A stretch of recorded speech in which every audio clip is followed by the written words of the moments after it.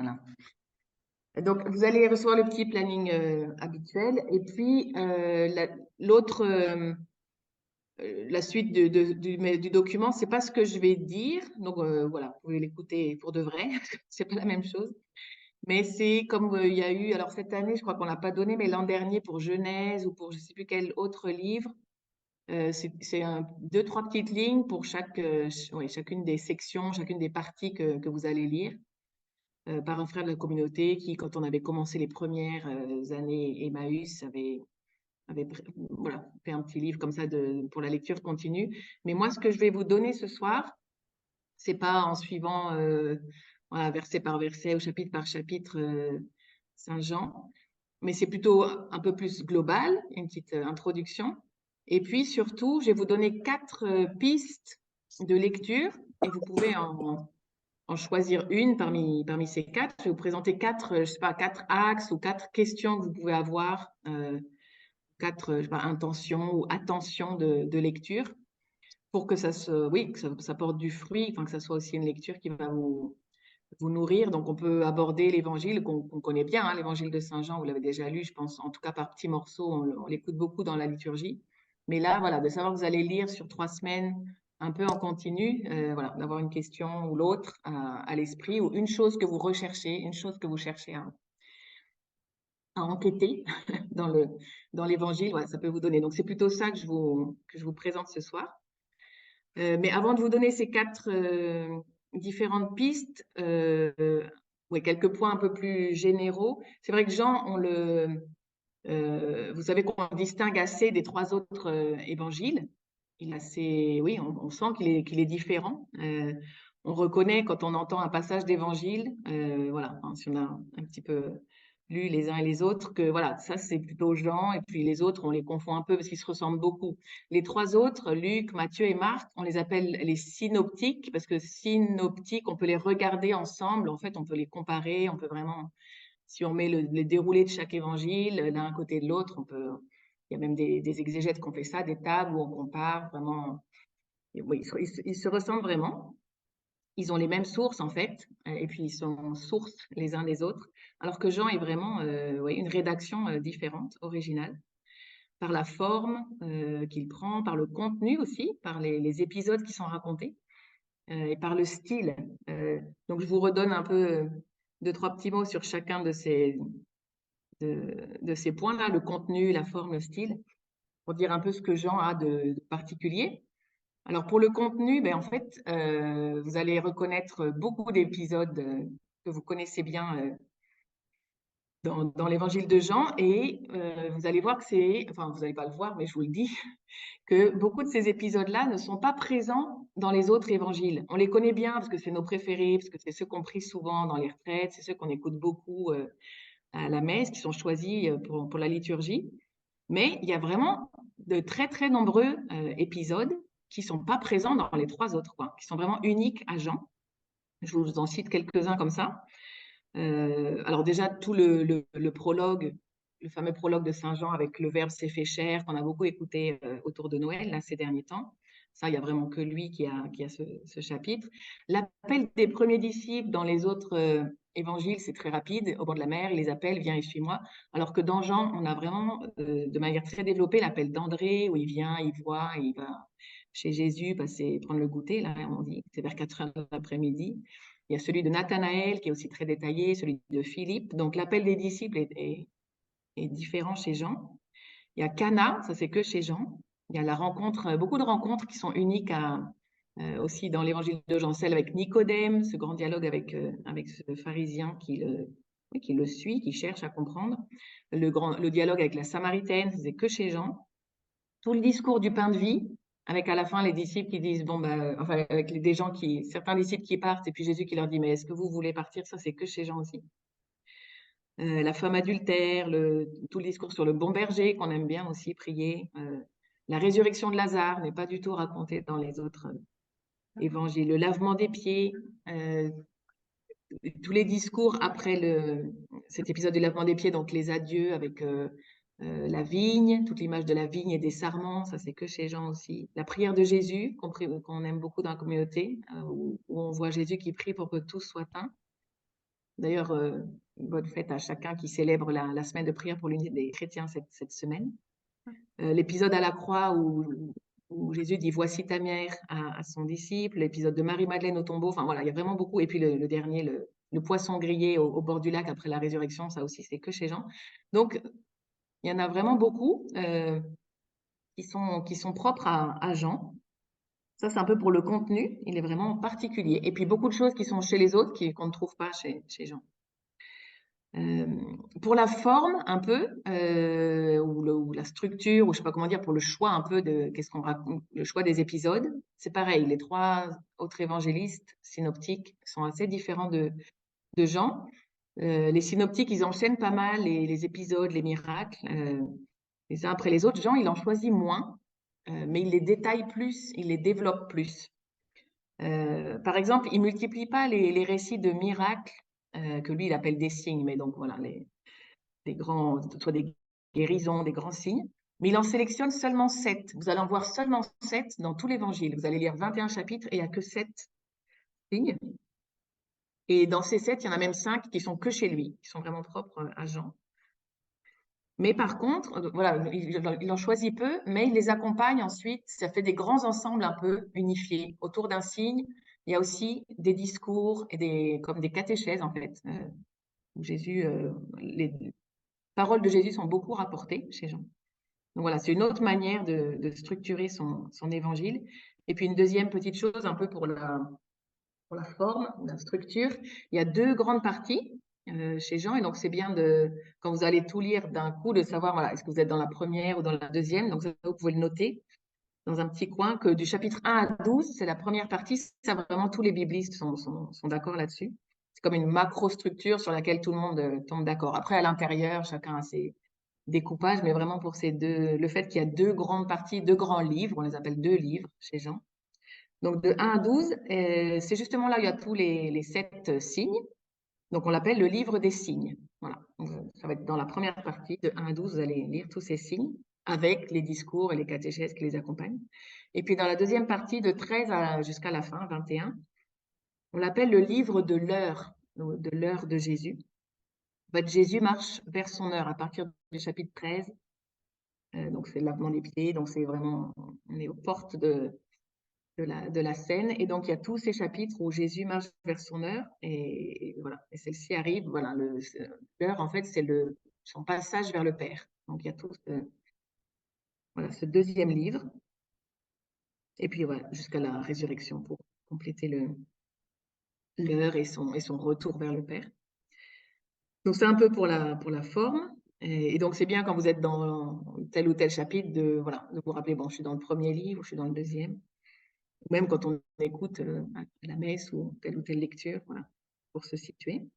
Et puis pour le style, oui, c'est comme je vous disais au début, on reconnaît assez bien, en fait, si on a écouté un peu les évangiles, quand on entend une citation ou le récit de tel ou tel épisode, on reconnaît, on dit, ah, ça c'est plutôt Jean, ou alors ça c'est les autres. Et on voit beaucoup plus la pensée orientale ou sémite dans la manière dont Jean écrit. Il tourne, parfois on a l'impression qu'il se répète ou qu'il tourne en rond, mais c'est simplement que voilà, c'est une pensée en spirale. On pense autrement quand on est de cultures différentes. Donc voilà, la pensée, elle est en spirale, mais ça veut dire que dans chaque ensemble, oui, on retrouve un peu les mêmes éléments, mais en fait, à chaque fois, c'est approfondi.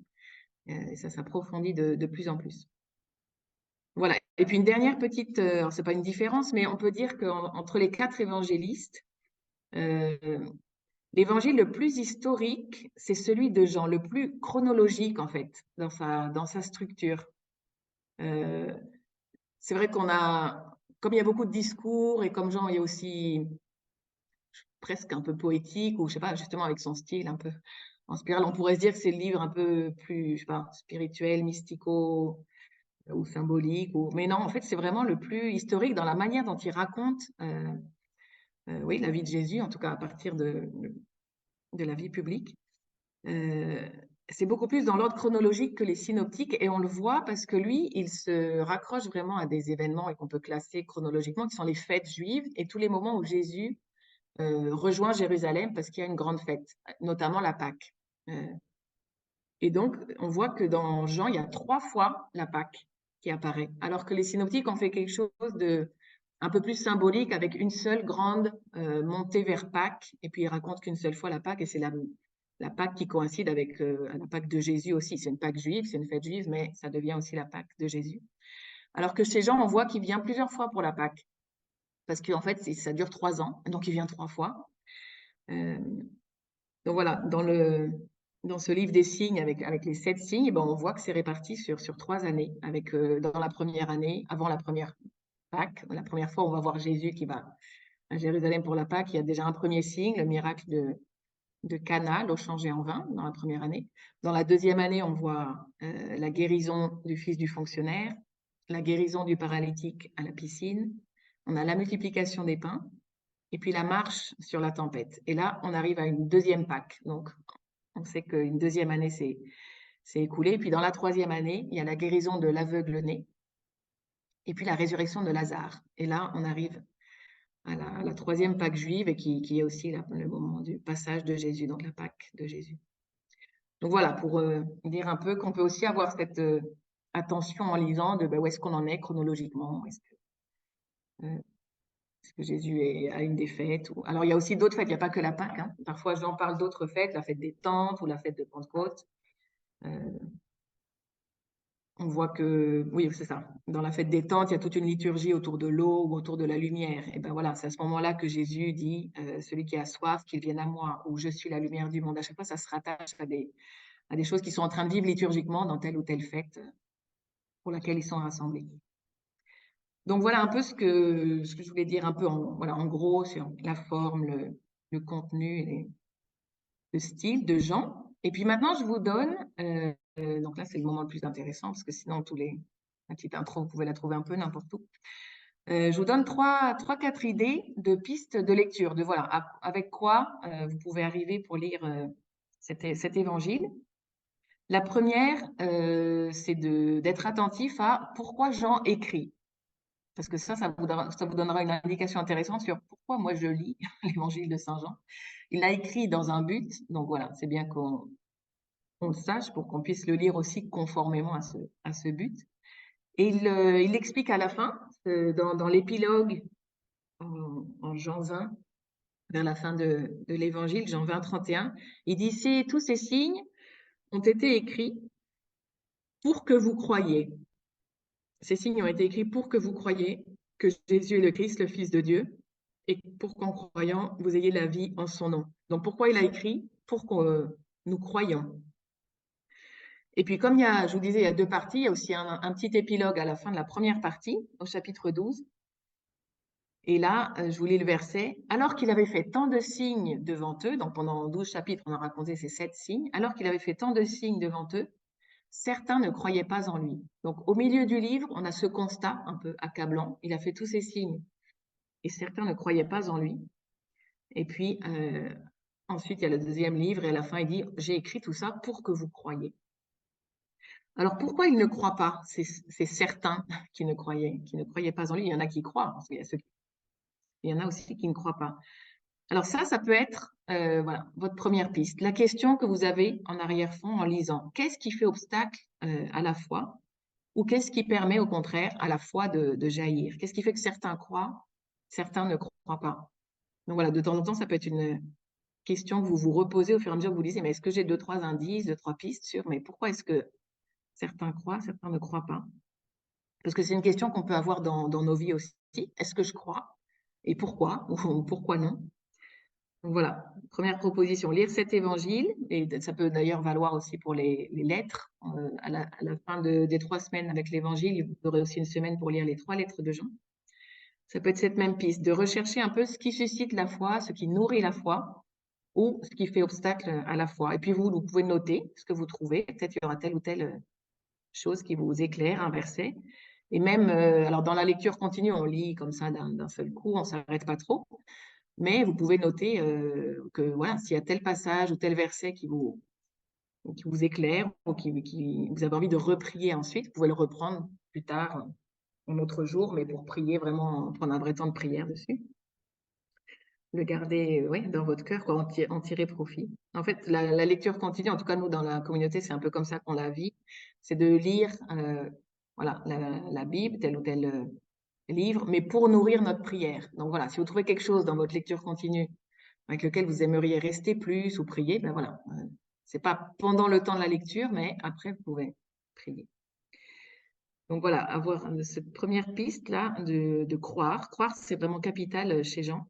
Croire, c'est même une question de vie ou de mort chez Jean. Il dit que vous croyez pour avoir la vie éternelle. Donc croire, c'est avoir la vie du Fils. Et puis refuser de croire, c'est être du côté de la mort. Donc c'est assez fort, comme il a beaucoup d'opposition, Jean, de ombre et lumière, de vie et de mort. Vous pourrez repérer. Et puis vous allez lire un nombre de versets assez incalculables, de moments où il parle de croire, et vous pouvez essayer de percevoir voilà, quelle image de la foi transparaît dans ce qu'il exprime. Il n'y a pas seulement ce mot croire, mais un peu tout. Vous pouvez être attentif aussi à toutes les expressions un peu proches, tout ce qui parle de percevoir en fait la présence de Dieu. Ça peut être recevoir Jésus, ça peut être venir à lui. Il y a beaucoup de passages avec le fait de venir à lui, de demeurer en lui ou de le suivre, de l'accueillir, de le chercher. Tout ça, c'est croire en fait. Donc, voilà. Et être attentif à ça. Ça pourrait être une première piste. La deuxième piste, ce serait de enquêter sur les commandements. Je vous lis un petit verset en Jean 14, 15. Mais, dit Jésus, vous appliquerez tous mes commandements. Donc la question, c'est ben, lesquels? Lesquels? Les commandements. Alors, on sait que dans la foi juive, il y a 613 commandements. Est-ce que c'est de ça parle? Ou alors le fameux résumé que nous, on connaît bien, en tout cas, pour les chrétiens, on se l'est bien approprié, le résumé des 613 commandements, aimer Dieu et aimer son prochain comme soi-même. Donc, de quel commandement est-ce que Jean parle quand il dit au chapitre 14, quand il fait dire à Jésus, si vous m'aimez, vous appliquerez tous mes commandements? Eh bien, la réponse est dans les lettres. Donc, je vous lis un autre verset en 1 Jean 3, 23. On a la réponse. Or, voici son commandement. 1 Jean 3, 23. Ça s'appelle l'intertextualité, quand on a des questions dans un texte et qu'on cherche les réponses dans un autre texte. Donc, voici son commandement, mettre notre foi dans le nom de son Fils Jésus et nous aimer les uns les autres comme il nous a commandé. Donc, selon ce verset de Jean, là, il y a deux commandements chez Jean, croire et aimer. Mettre notre foi dans le nom de son Fils Jésus et nous aimer les uns les autres comme il nous l'a commandé, croire et aimer. Alors ça rejoint tout à fait, c'est notre manière de formuler le aimer Dieu et aimer son prochain, parce que c'est croire en Dieu ou aimer Dieu de tout son cœur, de toute son âme, et puis s'aimer les uns les autres, comme il nous l'a commandé, ou aimer son prochain.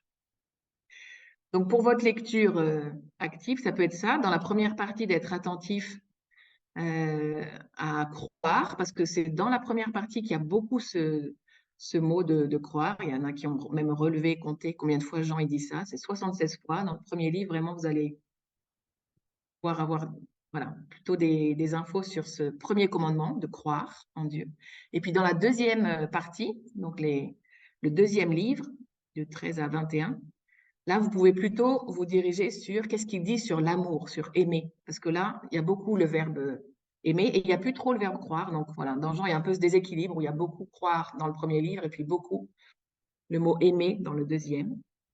Donc voilà, le lire avec cette question, c'est quoi aimer pour Jésus? C'est quoi aimer comme Jésus aime? C'est quoi aimer comme il nous le commande? Parce qu'en fait, la manière dont on aime, elle peut vraiment changer, en fait, si on croit en lui, s'il est en nous. Donc voilà une deuxième piste. Bon, en fait, ça fait un peu la même piste avec, pour le premier livre, enquêter sur croire, et puis le deuxième livre sur l'amour. Une troisième piste serait d'être attentif à l'action du Père. Dans l'évangile de Jean, Jésus se réfère beaucoup, parle beaucoup du Père. Et donc, être attentif à tout ce qu'il va dire sur l'initiative du Père, sur le fait que c'est le Père qui est à l'initiative, qui est à l'origine de beaucoup de choses qui se passent en nous, de tout ce qui se passe aussi dans le monde et dans notre cœur. Parce que, donc, je fais un petit retour en arrière. On se demandait dans la première piste, là, voilà, pourquoi est-ce que certains ne croient pas? Qu'est-ce qui permet de croire? Dans Jean, on voit très vite que ce qui permet de croire, c'est le témoignage, les signes et puis les paroles qui les attestent. Mais, comme dit Jean à la fin de son premier épilogue, oui, malgré tous ces signes ou malgré les témoignages, certains croient et d'autres ne croient pas. Donc, pour répondre un peu à cette question de ben, pourquoi, en fait, c'est comme s'il y a certains qui captent la présence de Dieu, de Jésus derrière un événement et d'autres non. C'est comme une disposition favorable, je sais pas, pour l'éclosion de la foi. On croit parce que notre cœur est disposé à écouter la parole, à reconnaître, le Seigneur. Donc on croit en fait grâce à l'action du Père en fait qui nous dispose, qui nous prédispose avant toute chose, le Père créateur qui nous a fait capables d'écouter, d'entendre sa parole. Il a fait l'homme comme étant capable de, oui, de percevoir sa présence. Donc il y a comme l'action du Père à l'origine de tout qui fait qu'on oui, on est préparé. On croit parce que c'est comme si le Père nous a donné à Jésus. En tout cas, c'est les mots que j'en mets à un moment dans l'Évangile. Jésus dit, voilà, ce que le Père m'a donné. Il nous a choisis en lui dès avant la fondation du monde. Ça, c'est avec les mots de saint Paul plutôt. Mais voilà, dès le début, c'est comme Jésus, le Père nous a créés pour pouvoir être en relation avec lui, pour pouvoir l'entendre. Ou si je le dis avec les mots de saint Augustin, tu nous as fait pour toi, Seigneur. Notre cœur est sans repos tant qu'il ne demeure en toi. On est vraiment voilà, fait, disposé pour ça. Et sans l'action du Père, sans son initiative, sans cette grâce au départ, rien ne peut arriver. Donc c'est comme un peu le schéma, c'est que voilà, dès le départ, j'appartiens au Père. Ensuite, je rencontre Jésus. Et donc là, j'adhère. Voilà, là, je le reconnais. Là, je crois. Mais sans cette action du Père au début, nous a créé, voilà, disposé pour être en relation avec lui, il n'y a rien qui peut se passer. Donc ça peut être une autre piste, d'être attentif à tous ces moments où Jean parle de la place du Père. Et peut-être de vérifier ça aussi dans nos propres vies. Parce qu'en fait, ça pose une base solide dans nos vies, de savoir que, et puis voilà, qui fait que, oui, je sais pas, solide ou quelque chose qui s'effondre pas, qui fait de savoir que le Père nous a choisis et depuis toujours, il nous a destinés à pouvoir vraiment être en relation avec lui, à le reconnaître à travers Jésus, destinés à appartenir à Jésus, à être des fils par Jésus, et que rien ne peut nous arracher de la main du Père. Et donc, alors comme tous, nous sommes destinés à être des fils, là on ne peut pas dire que le Père a prédestiné certains et puis d'autres, il les a pas prédestinés. Là, toutes ces histoires de prédestination où il y en a qui sont... voilà, tout le monde a bien compris que c'est des hérésies, mais il y a cette prédestination, mais de tout le monde, pour être en relation avec le Père. Et c'est pas seulement voilà, le peuple élu qui est fils, mais voilà, chacun a été choisi pour être fils, alors par adoption, par Jésus. Cette bénédiction, elle est pour tous. Mais donc voilà, on constate quand même que il y a le Père à l'initiative, et c'est pas nous, ça vient pas de nous d'abord, ça vient du Père. Mais alors, du coup, la question, mais pourquoi, du coup, voilà, certains croient et d'autres ne croient pas. C'est vraiment pour, oui, vous pouvez repérer, voilà, tous ces passages où on parle de l'initiative du Père et de comprendre aussi que, oui, mais il y a cette, c'est comme un appel qui est lancé à l'homme, et il y a cette réponse qui doit venir de nous, en fait. Il y a aussi notre travail. De croire en Dieu, c'est l'œuvre du Père, dit Jésus, mais c'est aussi notre œuvre à nous, d'avoir oui, d'avoir cette collaboration, de pouvoir aussi ouais, de notre côté donner notre liberté. Notre volonté est appelée à collaborer. Elle ne peut pas collaborer, ou elle peut collaborer. En tout cas, on est tous préparés pour cette relation. Et puis ensuite, il y a la liberté de chaque homme. Donc tout au long de notre vie, il y a le Père qui nous attire vers le bien, vers le fait de vivre en fils. Et puis on peut écouter ou pas écouter. cette parole. On est comme, je sais pas, paramétré pour bien l'écouter, mais on peut aussi choisir de ne pas écouter cet appel. Donc voilà, ça peut être une manière de lire aussi, de voir repérer l'initiative du Père et puis repérer aussi dans ma vie, mais ouais, quel attrait vers Dieu, quel appel je sens, j'entends aussi dans ma vie. Il y a, quand j'ai entendu un frère de la communauté qui s'appelle Jacques Montfort, je ne sais pas si vous avez eu l'occasion de le rencontrer, qui aime bien parler de Saint Jean. À chaque fois qu'il parle un peu de cette, voilà, de cette initiative du Père, du fait que le Père nous appelle, nous attire à lui, il pose toujours cette question. Il dit, est-ce que vous vous rappelez ce que vous avez vécu quand vous aviez 12 ans? Parce que voilà, selon Jacques, c'est vraiment un âge privilégié pour que le Seigneur nous appelle et nous attire. Donc, il nous interroge toujours de, voilà, qu'est-ce que vous aviez vécu? Est-ce que le Père vous a attiré à lui, vers Jésus à cet âge-là? On a écouté il n'y a pas très longtemps dans la liturgie ce texte avec Samuel. C'est dans ces âges-là souvent que Dieu nous appelle. Et donc, soit pour nous-mêmes, relire si on a senti cet attrait vers le Seigneur, ou soit être attentif à ouais, ce que vivent vos enfants dans ces âges-là. Parce qu'il y a vraiment ouais, un appel, un attrait du Père qui veut nous attirer vers Jésus. Donc voilà, ça peut être un peu notre axe de lecture, de repérer ça. L'action du Père qui a toujours l'initiative, et puis notre collaboration qui doit venir à sa rencontre. Et puis une dernière piste, moi ce qui me marque dans l'évangile de Jean, ce sont surtout les rencontres. Elles prennent vraiment beaucoup de place. Enfin, il développe beaucoup les rencontres. Et il y a beaucoup de rencontres en deux, quoi. Juste des rencontres personnelles où on voit un dialogue, un long échange entre Jésus et une personne. Il y a celui avec Nicodème, il y a celui avec la Samaritaine. Il y a aussi le paralytique à la piscine. Je ne sais pas si vous vous rappelez de cet épisode. En tout cas, quand vous serez au chapitre 5, vous allez le lire. Il le voit à la piscine, il le guérit, puis après, il le recroise plus loin. Donc, il y a tout un dialogue. Ouais, on a l'impression qu'il se continue sur toute la journée. Quand il le revoit au temple, à nouveau parle.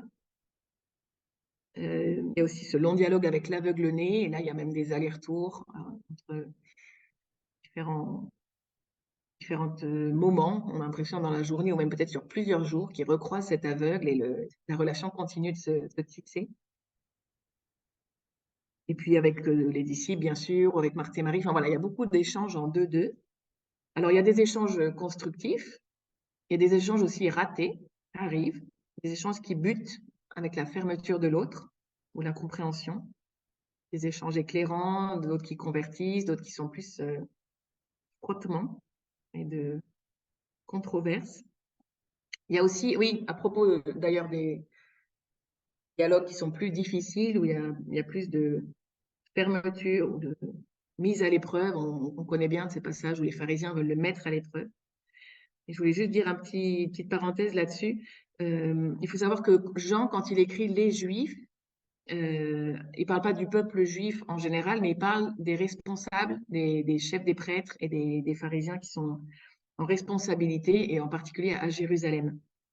Donc, à chaque fois qu'on dit les Juifs, ceci ou les Juifs voulaient le mettre à l'épreuve, c'est les responsables, les chefs des Juifs. Et envers eux, effectivement, Jean, il n'est pas très tendre. Il n'en fait pas un joli tableau. Peut-être, ouais, il est peut-être même encore plus dur que dans les autres évangiles. Vous allez peut-être aussi remarquer ça en lisant. Il y en a au point que certains se sont même demandé si cet évangile n'était pas antisémite, parce que voilà, il est pas tendre. Mais ça peut aider de prendre en compte une chose pour bien pas se méprendre sur ce que Jean dit. Euh, En fait, Jean, on l'associe souvent, et je pense il y a en tout cas beaucoup de biblistes qui le font, et on a des bonnes raisons de le faire. On associe Jean avec cette figure du disciple bien-aimé dont il parle dans l'Évangile.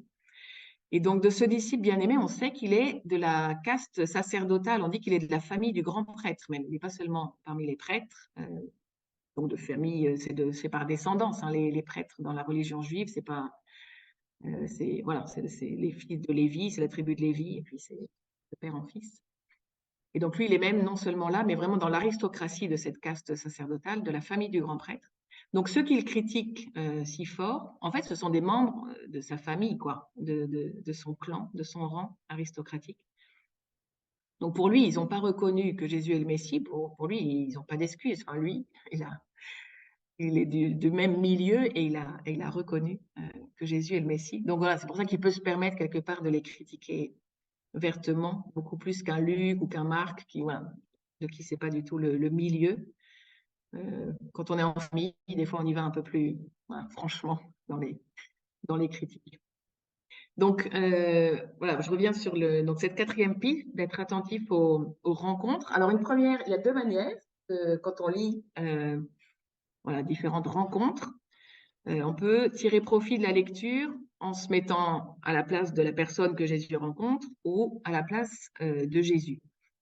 Je vous présente un peu ces deux manières de tirer profit de, de toutes ces rencontres. Alors, la première manière, de vous identifier à l'interlocuteur. Voilà, s'il est avec la Samaritaine ou s'il est avec Nicodème, vous pouvez voir un peu, voilà, c'est quel type de dialogue. Est-ce que c'est quelqu'un qui a des questions, qui vient chercher? Est-ce que c'est quelqu'un euh, qui cherche un soutien, un réconfort, une guérison? Donc, de repérer un peu dans quelle situation, dans quelle attitude vient la personne et de repérer si chez vous, vous avez parfois cette même attitude ou situation devant Jésus ou devant Dieu. Donc, de repérer est-ce que vous êtes comme ou différent de cette personne, de la Samaritaine, de Nicodème, etc.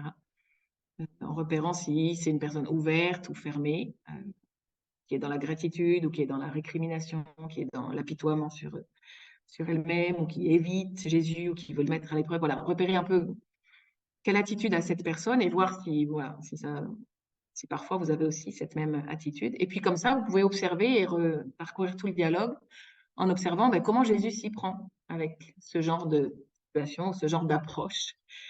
Et voilà, et vous laissez toucher, vous laissez travailler par la manière de Jésus d'entrer en relation, parce que selon comment la personne vient à lui, il réagit pas, ou il s'y prend pas de la même manière, il n'a pas la même pédagogie. Donc voilà, ça peut être une première manière, à chaque fois que vous vous trouvez devant une rencontre, de faire cet exercice.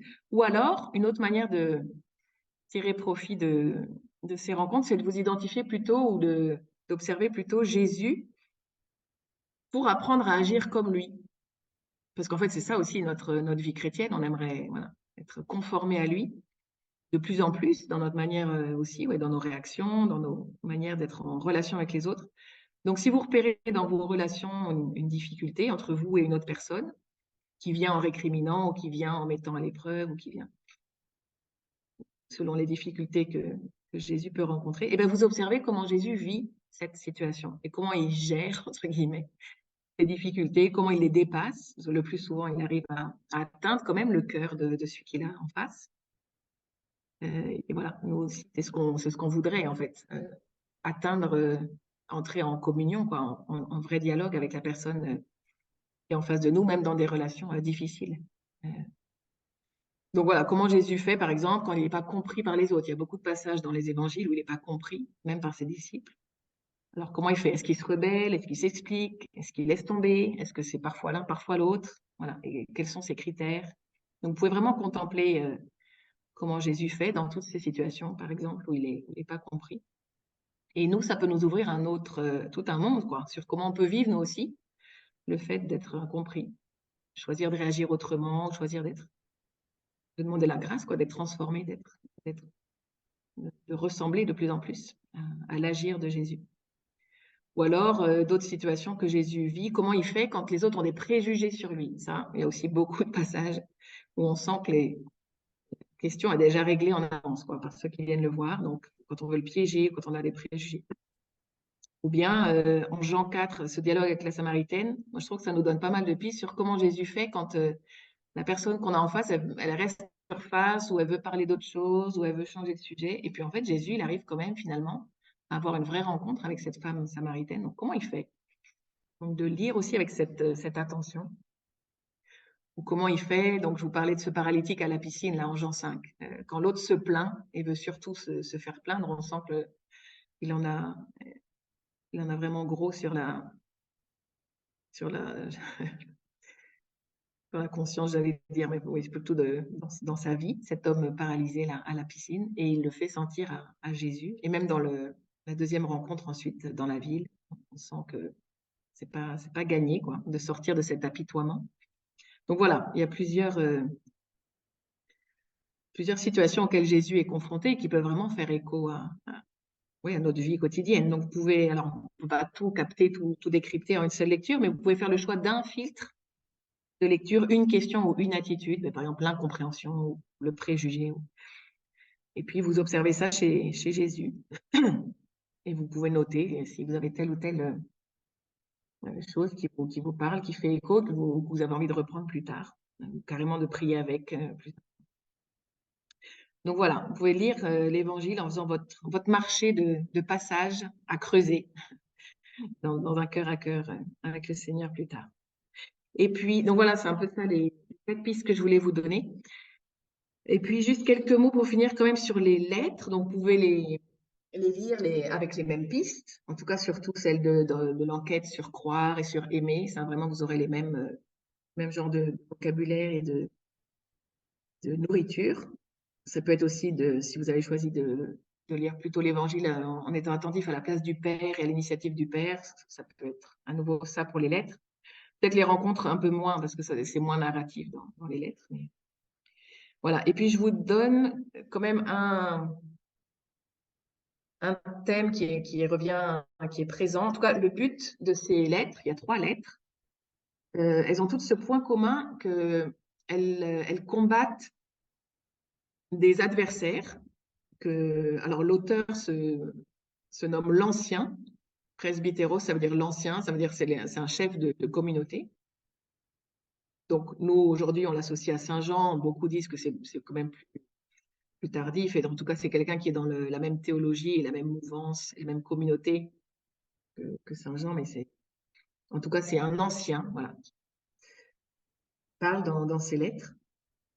Et alors, donc ces lettres sont pour combattre ces adversaires que l'ancien appelle des antichrists. Ça veut dire que ceux qui sont contre le Christ, anti en grec, c'est contre, ceux qui sont contre le Christ. Et il semble que ce soit des personnes qui ont adhéré à une hérésie, une forme de docétisme. Donc, je vous dis en 2 mots un peu juste ce mot docétisme, ça vient du grec paraître. C'est une hérésie qui dit que Dieu n'a fait que paraître comme un homme, mais il ne s'est pas vraiment incarné, mais voilà, il est juste, il a pris une apparence humaine, mais c'est pas réellement fait homme. Il n'a pas réellement souffert, sa venue n'a pas un réel poids d'amour, un prix fort, et que voilà, son engagement, c'est juste qu'il est venu donner l'exemple, mais un peu de l'extérieur. Ça, c'est le docétisme. Il a pris l'apparence d'un homme, mais c'est pas vraiment l'incarnation. Donc, c'est tout le contraire de toute la théologie de Saint Jean et celle de l'incarnation. Donc, Saint Jean insiste beaucoup sur le fait que non, au contraire, Dieu s'est vraiment dépouillé lui-même et que l'incarnation est vraiment réelle, qu'il est venu sauver, nous mettre avec lui. Donc, le point d'insistance, que ce soit dans la première, la deuxième, la troisième lettre, ça va être beaucoup sur la réalité de l'incarnation, que Dieu s'est vraiment fait homme parmi nous, que son amour est vraiment vrai, qu'il est vécu dans sa chair, qu'il y a un prix, en fait, tout amour a un prix, on le sait dans notre quotidien, et donc qu'il l'a fait réellement, voilà, et que nous aussi, on est appelés à vraiment incarner aussi ce qu'on dit. Et en particulier, quand on dit croire en Dieu, aimer son frère, on est appelé vraiment à l'incarner, parce que ça prenne vraiment chair. Donc, dans ces 3 lettres, il y a cet axe, un peu ce point d'insistance. Et puis, pour vous donner un petit point de contexte aussi, dans les 3 lettres, on sent que les communautés auxquelles Jean s'adresse vivent des difficultés, et en particulier des difficultés de communion, d'unité, de communion. Alors, la première qui est la plus longue, c'est là où on a toute une liste au long des différents chapitres, il y a 5 chapitres, de toutes les difficultés auxquelles la communauté a l'air de faire face. Donc, il y a des divisions. Ça, il en parle dans le chapitre 4. On voit aussi que les chrétiens ne s'aiment pas entre eux, donc des divisions à l'intérieur de la communauté chrétienne. Il y en a qui s'estiment sans péché, ça il le dit au début dans le chapitre 1, donc, qui pensent qu'ils n'ont pas de péché. Il y en a qui sont tentés par encore une autre hérésie qui s'appelle le gnosticisme. Ça vient du verbe grec qui veut dire savoir. C'est ceux qui pensent qu'il suffit de savoir, en fait. On peut atteindre Dieu par la connaissance, mais qu'il n'y a pas besoin de se préoccuper de la manière dont on vit. Donc, c'est effectivement tout le contraire de ce que veut dire Jean et de ce sur quoi il insiste. Non, la manière dont on vit a une réelle importance. Il ne suffit pas juste de savoir ou de croire juste de manière intellectuelle. Donc voilà, il y a un peu toutes ces divisions dans la communauté à laquelle s'adresse la première lettre de Saint Jean. Dans la deuxième, alors elle est adressée à la dame élue. C'est dans l'adresse, on voit qu'il parle à la dame élue et ses enfants. Alors c'est plutôt une figure, aujourd'hui on le comprend comme ça. Donc, sans doute il s'adresse à une communauté particulière. Derrière ce mot de la dame élue et ses enfants, c'est peut-être une communauté. Et là aussi, il semble qu'il y ait des problèmes de communion. Il les exhorte à ne pas recevoir des fauteurs de troubles à l'intérieur de la communauté. Donc, on sent qu'il y a des problèmes de communion, de dissension au sein de la communauté. Et puis, c'est aussi un peu le même contexte pour la troisième lettre de Jean. Il s'adresse au responsable de communauté qui s'appelle Gaius et il parle d'un fauteur de troubles en particulier. On a même son prénom, c'est Diotréphès. Et voilà. Pareil, cette lettre, elle est très courte, mais elle parle d'une division à l'intérieur de cette communauté. Donc, le thème à chaque fois fondamental, que ce soit la première, la deuxième ou la troisième lettre, qui revient, c'est que Jean, en fait, veut dire, mais vous êtes en communion avec Dieu, dans ses difficultés, dans ses péchés, dans ses ruptures. Il veut les assurer de cette vérité, vous êtes en communion avec Dieu. Donc, il y a beaucoup on sent d'encouragement dans les lettres, mais c'est pas juste un encouragement un peu juste mystique. Jean a bien les pieds sur terre, il est théologien de l'incarnation, et donc cette foi, vous êtes en communion avec Dieu, oui, mais cette foi doit s'incarner, et cette communion avec Dieu, elle doit se voir aussi par les fruits qu'elle produit. Donc voilà un peu pour vous donner cet axe pour les lettres. Donc voilà, je rappelle un peu les 4 pistes, d'être attentif à croire et pourquoi est-ce qu'on croit, d'être attentif à ce que l'Évangile dit sur l'amour, ce deuxième commandement de l'amour, être attentif à l'action du Père qui est à l'initiative aussi de notre foi. Ensuite, on a à répondre. Et puis, quatrième piste, ça peut être de lire avec un axe particulier rencontre, de chercher un peu des réponses et à comprendre comment Dieu fait, comment Jésus fait dans les rencontres. Donc voilà pour l'introduction. Et puis du coup, vous allez recevoir ou vous avez déjà reçu, je ne sais pas si, donc ce mail avec le petit planning de lecture, 2-3 petites phrases pour chaque jour. Vous aurez un chapitre et demi à lire et donc il y a 2-3 petites phrases qui vous donnent des indications. Voilà. Et puis sinon, bon week-end de frat à ceux qui l'ont pas encore lu. Et bonne lecture de Jean jusqu'au week-end de février